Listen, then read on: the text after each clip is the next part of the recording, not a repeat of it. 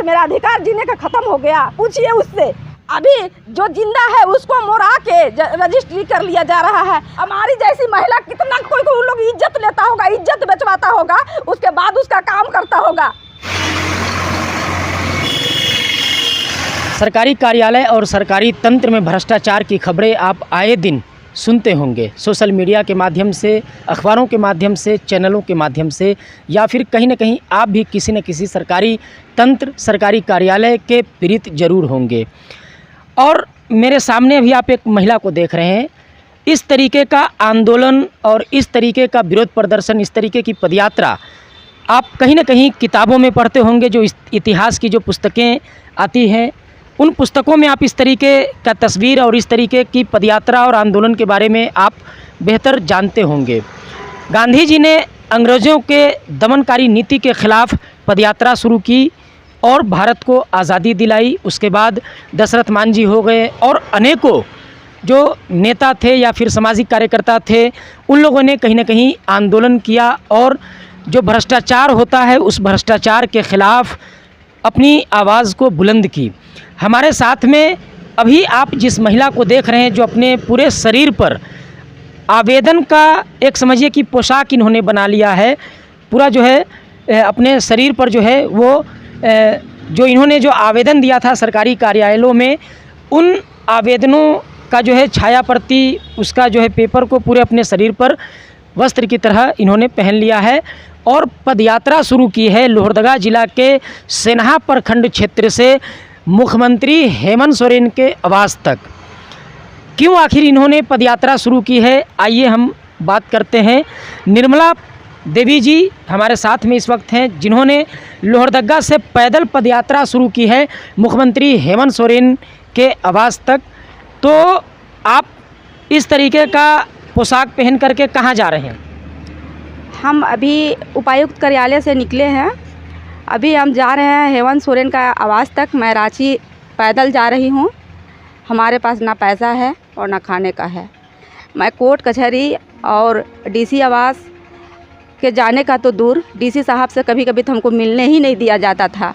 बहुत रिक्वेस्ट के बाद ये जो होते हैं वो अंचल का ये प्रशासन एसडीओ ऑफिस का बार बार हमें परेशान किए। इस परेशान होकर हम रांची तक गए। वहाँ से जब गए उसके बाद आवेदन देने के बाद आज इस हालत में हम पहुँचे हैं कि मेरा घर बन रहा है। गलत नापी करके हमें प्रताड़ित किया जा रहा है और प्रताड़ित के कारण आज हमारे पास ना खाने का है और ना रहने का है। हमारी 3 बेटियां हैं, एक बेटी बालिग है, 2 नाबालिग है। हमारे हस्बैंड नशा का शिकार हो चुके हैं। कब कहाँ रहते हैं उसका कोई ठिकाना नहीं है। आज अकेली महिला हम बेबस हो चुके हैं। ना तो घर बनाने का मेरे पास अब ताकत बचा है, काहे कि जो मेरा घर था खाने का, खेती का, उसको भी हम बंधक रख के घर बना रहे थे। 2 साल से सेटिंग लगा हुआ है और सेटिंग भी गिर गया। पूरा मामला क्या है? आखिर क्यों आप जो है इस तरीके से आवेदन का कपड़ा पहन करके और हाथ में ये तख्ती लेकर के आप मुख्यमंत्री से मिलने जाने की पदयात्रा शुरुआत करने का कारण क्या है? कारण ये है कि हम प्रशासन से तंगित हो चुके हैं। न्याय नहीं मिलने के कारण आज न्याय के लिए हम वहाँ तक जाना चाह रहे हैं। हमें उम्मीद है कि वहाँ न्याय मिलेगा और मेरा घर बनाने का और जो उचित होगा वो कार्रवाई करेंगे। तो यहाँ जब आप अभी बता रहे हैं कि अंचल कार्यालय गए, डीसी कार्यालय गए, एसडीओ कार्यालय गए, तो वहाँ क्या आपको न्याय मिला या नहीं मिला? नहीं मिला। गलत नापी कर एक अमीन हमें परेशान कर रहा है। बोला कि बार बार आपकी नापी नहीं कर सकते हैं, इसलिए कि हमारे विभाग में इतना टाइम नहीं है और आपके पास पैसा है तो एनआर कटवाइए बार बार, तो आप नापी करने आएंगे। तो क्या हुआ है? एक्चुअल मामला क्या है?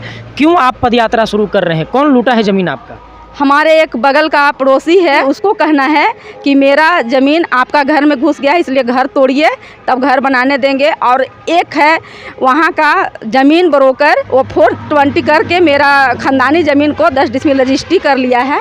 उसी का आवाज़ उठाने के कारण आज विभाग हमको दौड़ा रहा है। तो क्या लगता है आप जो मुख्यमंत्री के पास जा रहे हैं पदयात्रा करके, वहाँ आपको न्याय मिलेगा? हमें उम्मीद है, भरोसा है कि हमें न्याय मिलेगा। वो महिलाएं के बारे में इतना सोच रहे हैं 1000 रुपया देने के लिए, और 1000 रुपया दे भी रहे हैं। तो 1000 रुपया से ये नहीं है, सिर्फ हमारे जिला और प्रशासन का जो पीड़ित महिला है उसको न्याय दिलवाने का काम करे, और उसका जो अभी गलत परमिशन हो जा रहा है, जिसका ज़मीन है वो पीड़ित रह जा रही है। अनेकों ऐसा ज़मीन है कि ब्रोकर को द्वारा परेशान करके और उसको घर से बेदखल किया जा रहा है। उसका पुनः जांच करवाएं हमारे जिला। तो आपको कैसे आइडिया आया कि इस तरीके का पोशाक पहन करके पदयात्रा निकाला जाए? कहाँ से आइडिया आया? इसलिए ये आइडिया आया कि जब भी मैं आवेदन लेके जाती थी कोई ऐसे दिखाते थे, कोई सुनने के लिए तैयार ही नहीं होता था। इस तरह से हम इतना फोटोकॉपी करवाए हैं। तो ये जो है इतना ये सब आवेदन है जी, ऐसे दिखाने से कोई तैयार ही नहीं था, इसलिए आज मेरी मजबूरी है कि आज हमें इस आवेदन का वस्त्र बनाना पड़ा। ये आप देख सकते हैं मेरे हाथ में, मुझे लगता है कम से कम 250 पेज होगा, 250 से 300 पेज है। और इनका कहना है कि इतना जो है इन्होंने आवेदन जमा किया है सरकारी कार्यालयों में, बावजूद इसके जब न्याय नहीं मिला तो इन्होंने जो है आवेदन जो जमा किया है सरकारी कार्यालयों में उसी का एक जो है वस्त्र बनाया और निकल पड़ी हैं पदयात्रा पर। तो इस वीडियो के माध्यम से आपका क्या संदेश है राज्यवासियों को, जिला प्रशासन को और माननीय मुख्यमंत्री हेमंत सोरेन जी को?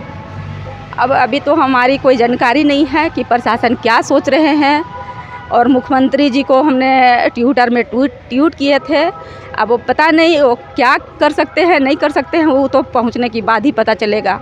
ग्रामीण तंगित हो चुका है, ग्रामीण से भी बहुत मदद मांगने का कोशिश किए, तो डर के मारे वो साथ नहीं देना चाहती है कि हमारे साथ भी यही होगा बोल के कोई साथ नहीं आना चाहा। मैं अकेले निकल गई। तो आप महिला हैं, अकेले जा रहे हैं रांची, तो कहीं ना कहीं 70 से 75 किलोमीटर का ये सफ़र है, क्या लगता है आप अकेले तय कर पाएंगे? जी, जहाँ मिलेगा रहने का आवास, सरकारी आवास तो बहुत सारे जगह देखते हैं कि धर्मशाला सब रहता है, तो रात्रि के समय में मैं वहाँ रुकूंगी। तो मुख्यमंत्री से क्या लगता है, फिर से मेरा वही सवाल है, मुख्यमंत्री से आपकी मुलाकात हो पाएगी, ऐसी उम्मीद है क्या है? उम्मीद के साथ तो नहीं कह सकते हैं मुलाकात हो सकती है कि नहीं हो सकती है, पर ये तो ज़रूर खबर मैसेज जाएंगे उनके, जब कार्यालय के बाहर आवास के बाहर बैठेंगे कोई ना कोई खबर तो उनको ज़रूर देंगे। अगर वो चाहेंगे तो शायद एक महिला का उचित कार्रवाई जो होगा उसको पूर्ण करेंगे। तो ये महिला निर्मला देवी जी हैं जो कि लोहरदगा ज़िला की रहने वाली हैं, और लोहरदगा उपायुक्त कार्यालय से इन्होंने जो है रांची मुख्यमंत्री आवास तक की पैदल यात्रा की शुरुआत की है। रास्ते में हम लोगों ने इन्हें देखा तो रोक करके इनका इंटरव्यू हम लोग कर रहे हैं। अभी ये रांची ही जा रही हैं, रास्ते में मिली थी तो इनका हम लोगों ने इंटरव्यू किया है। आप देख सकते हैं कि इस तरीके का आंदोलन कहीं ना कहीं पहले के ज़माने में देखने को मिलता था, जब देश की आज़ादी की लड़ाई होती थी, जब महात्मा गांधी का युग था, उस टाइम पे इस तरीके का आंदोलन होता था और इस तरीके से लोग जो है अपने हक अधिकार के लिए आंदोलन करते थे, पदयात्रा करते थे। बिल्कुल उसी तरीके से आज जो है एक महिला लोहरदगा से मुख्यमंत्री आवास पदयात्रा शुरू की है। आज की इस वीडियो में इतना ही, हम मिलेंगे अगली वीडियो में, तब तक के लिए जोहार, जय हिंद, जय झारखंड।